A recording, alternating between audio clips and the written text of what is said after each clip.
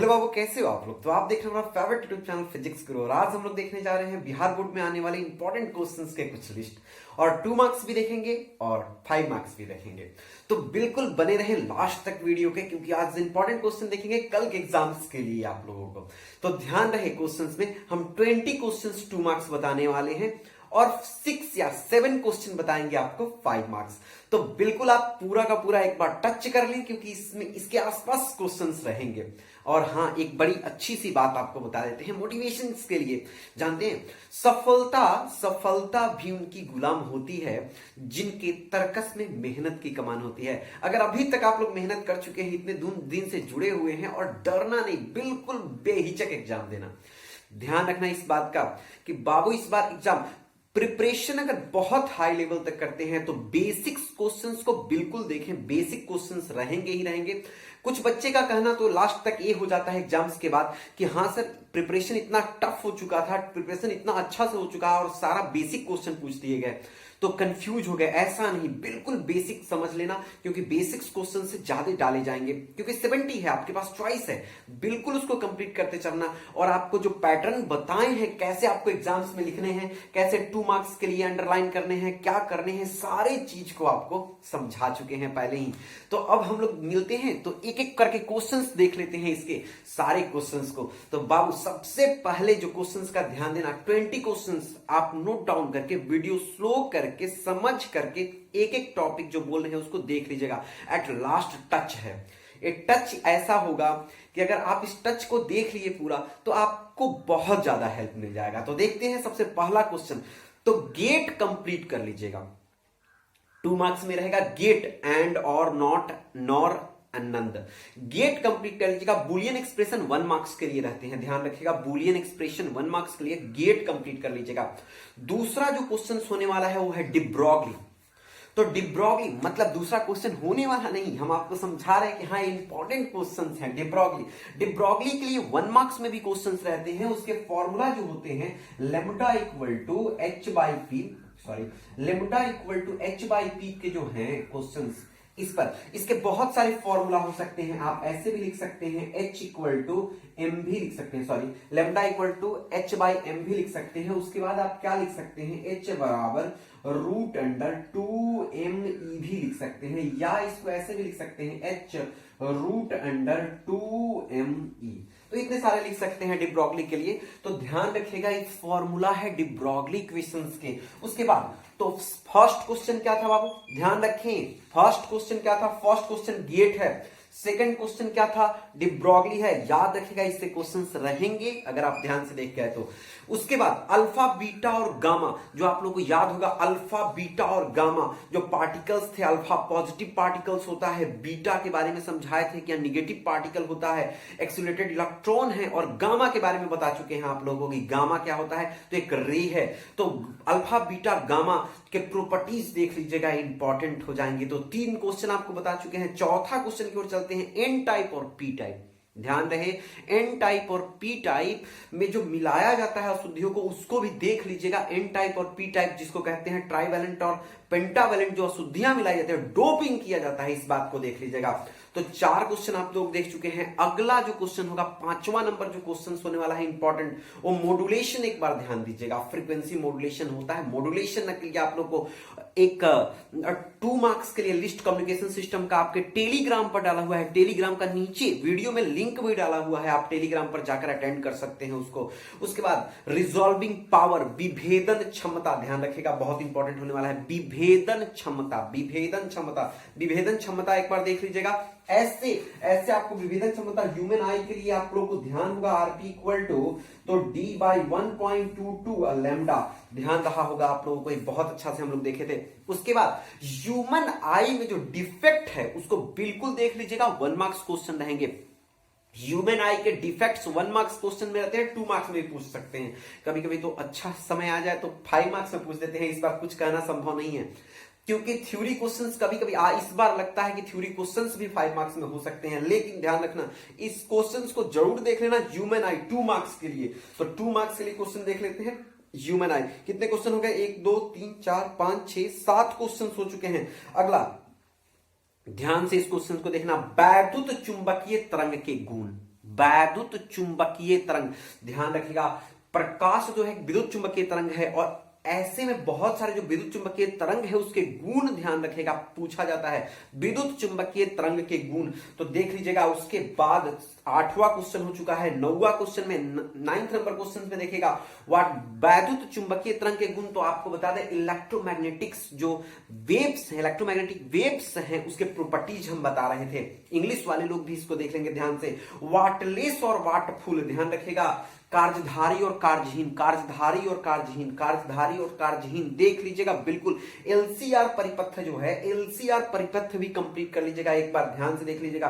इसके जो ऊपर क्वेश्चन रहते हैं ध्यान रखिएगा, एलसीआर के जो लास्ट में फॉर्मूला आता है उसमें पूछ देता है कि हाँ रेजोनेंस के लिए क्या होगा, ऐसे कंडीशन डाल के पूछ देता है। एलसीआर एक बार जरूर देख लीजिएगा। एलसीआर 2 मार्क्स के लिए है। डिस्प्लेसमेंट करंट, ध्यान रखिएगा, डिस्प्लेसमेंट करंट, विस्थापन धारा इसको कहते हैं, विस्थापन धारा एक बार देख लीजिएगा। उसके बाद भंवर धारा, ईडी करंट, ध्यान रहा होगा आप लोग को ईडी करंट, तो ईडी करंट भी देख लीजिएगा, बिल्कुल कंप्लीट कर लीजिएगा ईडी करंट को भी।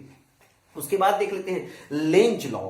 ध्यान रखिएगा, लेंज लॉ में एक तरीका से पूछा जाता है। लेंज लॉ ऊर्जा संरक्षण नियम का पालन करता है, तो ध्यान रहा होगा आप लोगों को बताए हैं, ट्रिक बताए हैं कि लेंज के नियम में जैसे ही इधर जाता है तो रिपेल करने लगता है। इसका मतलब क्या है कि जब आप मैकेनिकल प्रॉपर्टीज ले जाएगा तो वहां विद्युत मतलब वहां से विद्युत एनर्जी उत्पन्न हो जाता है। इसको क्या कहते हैं, तो ये ऊर्जा संरक्षण सिद्धांत का पालन करता है कि हम यहां से मैकेनिकल वर्क कर रहे हैं, वो इलेक्ट्रिकल एनर्जी निकाल रहा है। अगला देख लीजिएगा आप लोग, बहुत इंपॉर्टेंट होने वाला है, ये भी इससे क्वेश्चंस पूछते हैं एग्जांपल 1 मार्क्स में, 1 मार्क्स में इसके क्वेश्चन से रहते हैं। फेरोमैग्नेटिक, डायामैग्नेटिक और पारामैग्नेटिक का एग्जाम्पल देख लीजिएगा, एग्जाम्पल देख लीजिएगा। एक 1 मार्क्स में रहता है और 2 मार्क्स में आ सकता है। फेरोमैग्नेटिक, डायामैग्नेटिक और पारामैग्नेटिज्म, फेरोमैग्नेटिज्म, डायामैग्नेटिज्म और पारामैग्नेटिज्म बिल्कुल देख लीजिएगा। अगला ड्रिफ्ट वेलोसिटी, अपवाह वेग, अपवाह वेग भी बिल्कुल इंपॉर्टेंट क्वेश्चन है, देख लीजिएगा एक बार ड्रिफ्ट वेलोसिटी को, बहुत इंपॉर्टेंट क्वेश्चन है। समविभवीय सतह, ध्यान रखिएगा। Equipotential surface, equipotential surface important है, इक्विपोटेंशियल सरफेस। उसके बाद एकल बिंदु के कारण वैद्युत विभव, ध्यान रखें, एकल बिंदु के कारण वैद्युत विभव। तो एकल बिंदु के कारण जो वैद्युत विभव देखिएगा, उस समय एक और चीज आप लोग को ध्यान रहे कि एकल बिंदु के कारण वैद्युत विभव के साथ ही द्विध्रुव के कारण, द्विध्रुव के कारण जब आप देख रहे थे द्विध्रुव के कारण, तो द्विध्रुव के कारण किसी बिंदु पर विद्युत क्षेत्र, याद है विद्युत क्षेत्र की तीव्रता गणना किए थे, अक्षीय और निरक्षीय। तो कभी कभी ये 5 मार्क्स में भी हो सकते हैं, 2 मार्क्स में भी हो जाते हैं, तो ध्यान रख लीजिएगा। अगला जो होने वाला है इंपॉर्टेंट वो है इलेक्ट्रिक फ्लक्स। अगला जो है इलेक्ट्रिक फ्लक्स, इलेक्ट्रिक फ्लक्स का आप देख लीजिएगा, इंपॉर्टेंट है इलेक्ट्रिक फ्लक्स। अगला basic properties of charge, basic properties of charge जो फर्स्ट टॉपिक ही है इलेक्ट्रोस्टैटिक्स का, बेसिक प्रॉपर्टीज ऑफ चार्ज बिल्कुल देख लीजिएगा। उसके बाद धारा घनत्व, धारा घनत्व तो आप लोग समझ रहे हैं, धारा घनत्व बहुत आसान सा टॉपिक है। तो बिल्कुल इतने 2 मार्क्स हैं जिसको आप ध्यान से देख लीजिए। तो 2 मार्क्स के लिए आप जरूर बहुत सारे क्वेश्चन अटेंड कर सकते हैं। और ध्यान दें, अब जिस क्वेश्चन को आप देख रहे हैं, क्वेश्चन अगर सेम टू सेम आ रहे हैं तो इस क्वेश्चन को थोड़ा सा डेकोरेट करना, क्योंकि लिखेगा तो इस पर सारा लोग डेकोरेट करना जरूरी हो जाता है, ध्यान रखिएगा। अगला जो इंपॉर्टेंट 5 मार्क्स की लिस्ट है मेरे पास, उसमें सबसे पहला 5 मार्क्स है लेंस मेकर। ध्यान रखिएगा, lens maker formula one of the important topic है, उसके स्फेरिकल सरफेस के साथ। ध्यान रखिएगा, जब हम आप लोग को डेरिवेशन समझा रहे होंगे तो उसमें बोले थे शॉर्टकट नहीं देखना। अगर लेंस मेकर पूछा जाए तो आपको फुल ऑप्टिक्स एक क्वेश्चन में समझा देना है। इसका मतलब क्या है कि आप उसके शॉर्टकट्स नहीं देखिएगा, उसके पूरे लॉन्ग कट्स जो आपको हम समझाए हैं उसको देख लीजिएगा। और स्फेरिकल सरफेस, मतलब 2 स्फेरिकल सरफेस हम टच करके बता चुके हैं आपको कि कैसे बनाना है, तो स्फेरिकल सरफेस साथ में कंप्लीट रखिएगा। उसके बाद ट्रांसफॉर्मर देख लीजिएगा, ट्रांसफॉर्मर शायद आप लोग को डेफिनेशन के साथ याद हो ट्रांसफॉर्मर, क्योंकि इस बार थ्योरी क्वेश्चंस हो सकते हैं, थ्योरी क्वेश्चंस इस बार रहेंगे, तो ध्यान रखिएगा। हर बार थ्योरी क्वेश्चंस नहीं रहते थे, लेकिन इस बार कुछ क्वेश्चन रहेंगे। ट्रांसफॉर्मर में एक ट्रिक आप लोगों को बताए थे, शायद आपको याद हो, भी आई, और यहां भी बताए थे भी आई। और जैसे ही कहते थे ट्रांसफॉर्मर का डेफिनेशन बोला जाए, तो ट्रांसफॉर्मर का डेफिनेशन कैसे बताए थे, तो ट्रांसफॉर्मर एक विद्युतीय यंत्र है, विद्युतीय संयंत्र है जो क्या करता है, उच्च विभव निम्न धारा को निम्न विभव उच्च धारा में परिवर्तित करता है, तथा निम्न विभव के उच्च धारा को उच्च विभव के निम्न धारा में परिवर्तित करता है। ध्यान रखिएगा, इसको कहते हैं स्टेप डाउन। डाउन डाउन हो रहा है, कम कर रहा है। सीधी सी बात समझिए ना, कम ज्यादा वोल्ट से कम कर देगा तो स्टेप डाउन, ऊंचाई और अपचाई, स्टेप अप और स्टेप डाउन, दो ट्रांसफार्मर हो जाते हैं। ट्रांसफार्मर बिल्कुल देख लीजिएगा। उसके बाद क्या है तो बायोट सावर्ट लॉ। देखिए ऐसे ट्रांसफार्मर तो पिछले साल ही पूछा हुआ क्वेश्चन है, ट्रांसफार्मर पिछला साल पूछा हुआ क्वेश्चन है, लेकिन थ्योरी के लिए है तो थोड़ा सा इसको ध्यान दे दीजिएगा। बहुत इंपॉर्टेंट नहीं कर सकते हैं तो 2 मार्क्स 1 मार्क्स में आ जाता है। Biot Savart law, Biot Savart law एक बार लास्ट टच करके जाइएगा। Biot Savart law application, with the application ध्यान रखिएगा। क्रिचॉस्प लॉ, तो क्रिचॉस्प लॉ जो है ये मतलब आप समझिए कि 2 मार्क्स क्वेश्चन में रहते हैं क्रिचॉस्प। तो ध्यान रखिए, इसको 5 मार्क्स क्वेश्चन हम काउंट नहीं करते हैं। अभी 5 मार्क्स क्वेश्चन 3 ही बताया आपको, लेकिन 2 मार्क्स में क्रिचॉस्प रहते हैं। कभी कभी क्या होता है, क्रिचॉस्प के दोनों लॉ को एक जगह मिलाकर पूछ देता है। तो क्रिचॉस्प देख लीजिएगा। गॉस लॉ ध्यान रखिएगा, चौथा क्वेश्चन है 5 मार्क्स का गॉस लॉ। गॉस लॉ आपका इंपॉर्टेंट है विद द एप्लीकेशन।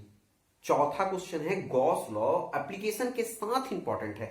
तो एप्लीकेशन के साथ गॉस लॉ इंपॉर्टेंट है और इसको बिल्कुल कंप्लीट कर लीजिएगा, ज्यादा आपको फायदा होगा। उसके बाद क्या है तो एक हाइगेंस प्रिंसिपल, ध्यान रहा होगा आप लोग को हाइगेंस प्रिंसिपल। तो हाइगेंस प्रिंसिपल 5वां क्वेश्चन हो रहा है। कौन कौन क्वेश्चन हुआ, lens maker with spherical surface. उसके बाद क्या होता है तो transformer, Biot Savart law, Gauss law, Huygens principle. और ध्यान रखिएगा हाइगेंस प्रिंसिपल के बाद तो जैसे ही अब क्वेश्चंस हम लोग के दैनिक पर आते हैं तो वहां पर क्या ध्यान रखना है आप लोग को, एक और चीज ध्यान रखिएगा। प्रकाश विद्युत प्रभाव के लिए आइंस्टाइन समीकरण, प्रकाश विद्युत प्रभाव के लिए आइंस्टाइन समीकरण जो था, शायद आप लोग को याद हो कार्य फलन के लिए कि जब यहां पर मारा जाएगा तो यहां से निकल जाएगा, यहां पर कार्य फलन के लिए हो जाता था, वर्क फंक्शन के लिए फाई हो जाता था, और यहां से इमीट जो होता था हाफ mv²। तो इस इक्वेशंस को भी देख लीजिएगा, 2 मार्क्स में भी रहते हैं और 5 मार्क्स में भी रहते हैं। तो ध्यान रहे आपका। तो इसका मतलब क्या हो गया, 5 मार्क्स एक बार और रिपीट कर देते हैं। Lens maker with the spherical surface, transformer, Biot Savart law, Gauss law, Huygens principle. और ध्यान रखिएगा 2 क्वेश्चन एक्स्ट्रा आपको समझा देते हैं, उसको एक बार जरूर देख लीजिएगा। 2 क्वेश्चन नहीं, अभी तो एक क्वेश्चन जो आपका है 6 में से ही बाकी है, एक क्वेश्चन एक्स्ट्रा आपको समझा देंगे। तो एक क्वेश्चन जो 6 से बाकी है वो बहुत इंपॉर्टेंट तो नहीं कहिए, लेकिन इस बार थ्योरी को देखते हुए उस क्वेश्चन को इंप्लीमेंट करना पड़ रहा है। तो ध्यान रखिएगा, उस क्वेश्चन को एक बार देख लीजिएगा। संयुक्त सूक्ष्मदर्शी और दूरदर्शी, संयुक्त सूक्ष्मदर्शी और दूरदर्शी को एक बार रिवाइज कर लीजिएगा, एटलीस्ट टच मार लीजिएगा। उसके बाद एक और क्वेश्चन ध्यान रखिएगा, मेरी तरफ से एक एक्स्ट्रा क्वेश्चन है जो ध्यान से अगर आप देख लिए तो बहुत इंपॉर्टेंट रहेंगे।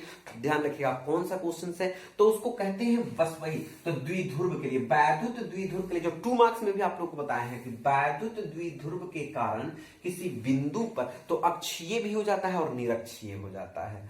अगर इतना तक आप कंप्लीट कर गए तो कोई दिक्कत आप लोगों को नहीं होगी। और ध्यान रखिएगा थोड़ा सा आप लोगों को, अब देखिए अब एग्जाम्स कैसे देने हैं। अब देखो फ्री रहो, आपका एग्जाम्स जो होने वाला है उसका पैटर्न जो है, अगर बहुत लेवल हार्ड तक आप पढ़ लेते हैं तो एग्जाम्स के पैटर्न जब लो होंगे तो आपको लगेगा कि हम नहीं टच कर पाए।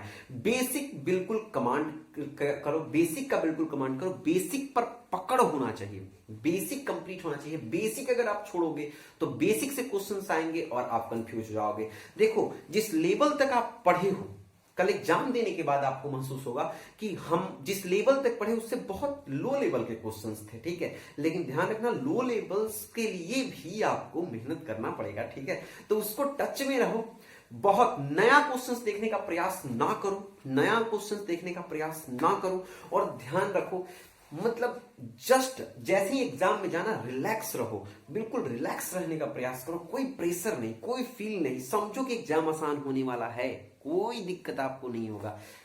ऐसे तो हम आपके साथ ही हैं। जब आप देखो पूरे के पूरे वीडियो बना भी रहे हैं आप लोगों के लिए कि हाँ आप लोग ध्यान रहे। और एक बात ध्यान रखिएगा, एक सुबह में ही एक लाइन लिखे, बड़ा अच्छा सा लाइन है, सुन लीजिएगा और प्रयास कीजिएगा कि हाँ इतनी बड़ी तो नहीं हो सकती है तो तुम सफलता की सारी ऊंचाइयों को पा सकते हो। ध्यान रखना, तुम सफलता की सारी ऊंचाइयों को पा सकते हो। तुम जितने भी बच्चे देख रहे हैं इसे, उस सारे बच्चे सारी सफलता की ऊंचाइयों को पा सकते हैं जब तुम्हारी सोच तुम्हारी समस्याओं से बड़ी हो जाए। बस अपनी सोच को समस्याओं से बड़ी कर लो। जो एग्जाम होने वाला है ना, उसके लिए इतना ब्रॉड माइंडेड सोचो, इतना बड़ा सोच रखो कि एग्जाम कुछ होगा ही नहीं, एग्जाम रिलैक्स्ड होकर एग्जाम दो, कोई दिक्कत आप लोग को नहीं होने वाला है। मिलते हैं अगली वीडियो में, तब तक के लिए बने रहिए। और अगला वीडियो आएगा, कंग्रेचुलेशन वीडियो आएगा, क्योंकि इसी से क्वेश्चंस और इसके आसपास से ही क्वेश्चंस रहेंगे और आप लोगों के लिए होने वाला है एग्जाम बहुत आसान। तब तक के लिए स्टे ट्यून्ड, फिजिक्स गुरु, बाय।